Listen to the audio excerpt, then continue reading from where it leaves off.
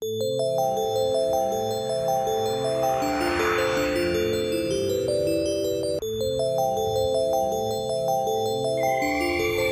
Tambak Roto termasuk dataran rendah yang melintang dari utara ke selatan sepanjang 2.750 meter dan membujur dari barat ke timur sepanjang 1.500 meter. Sebagai daerah dataran rendah, Desa Tambak Roto bersuhu antara 28 derajat Celcius sampai dengan 32 derajat Celcius. Desa Tambak Roto berbatasan dengan 3 desa di sekitarnya.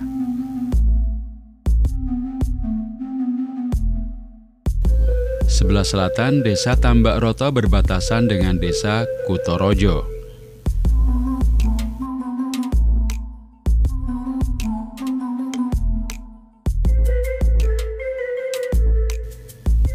Di sebelah utara, berbatasan dengan Desa Podosari Kesesi.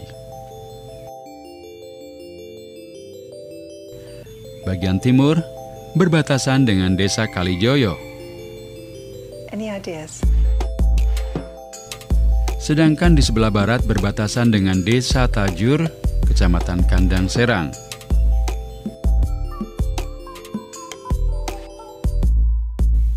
Desa Tambak Roto terdiri dari 6 dusun, yaitu Dusun Kerajaan, Dusun Winong, Dusun Subah, Dusun Karangsari, Dusun Sidorejo, dan Dusun Kelapa Sawit.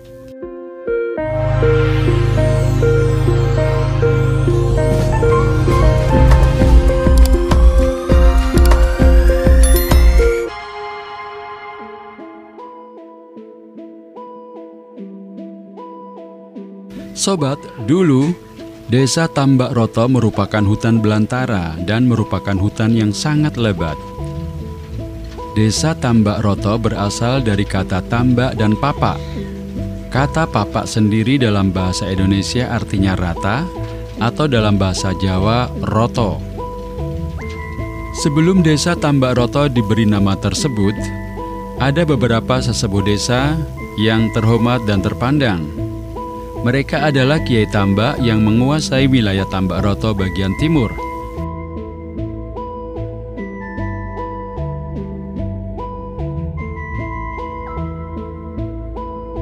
Pangeran Papak menempati wilayah Tambak Roto bagian utara, dan Baurekso menempati wilayah bagian selatan. Awal mulanya dulu ada 2 pangeran yang ingin berebut wilayah Tambak Roto.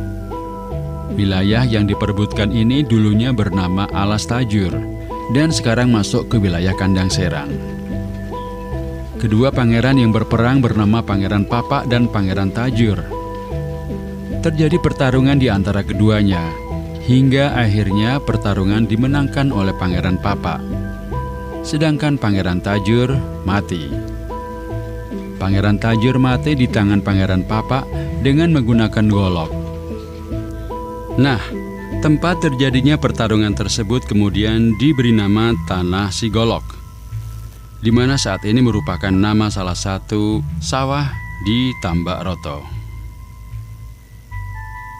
Semua penduduk di Tambak Roto sangat patuh dan tunduk kepada kedua pangeran. Kehidupan setiap penduduk di desa tersebut sama rata.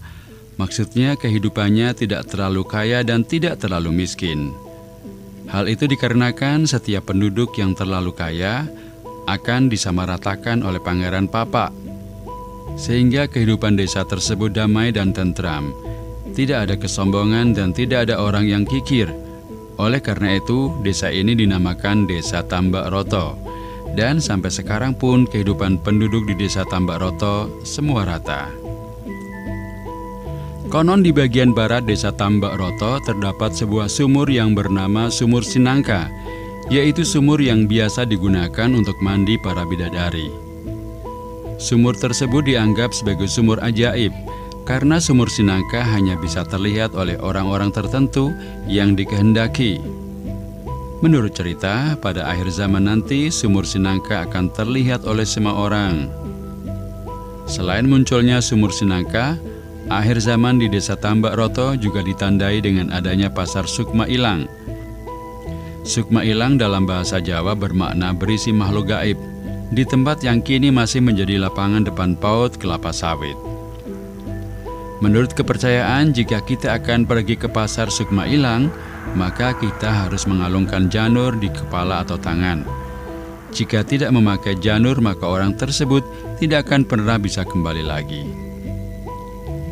Selain sumur Sinangka, menurut kepercayaan warga desa Tambak Roto, ada sebuah kali yang dianggap keramat bernama Kali Ketapeng.